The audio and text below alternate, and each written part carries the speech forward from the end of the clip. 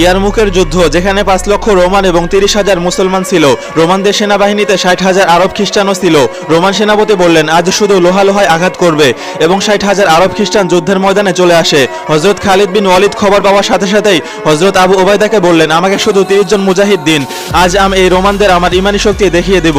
হযরত আবু উবাইদা বললেন, 60,000-এর মোকাবেলায় শুধু 30 জন, এটা ন্যায়সঙ্গত নয়, সুতরাং আপনি 30 জনের পরিবর্তে 60 জন মুজাহিদ নিন। আর এভাবে হযরত খালিদ বিন ওয়ালিদের নেতৃত্বে 60 জন মুসলমান 60,000-এর বিরুদ্ধে যুদ্ধে নেমে পড়েন।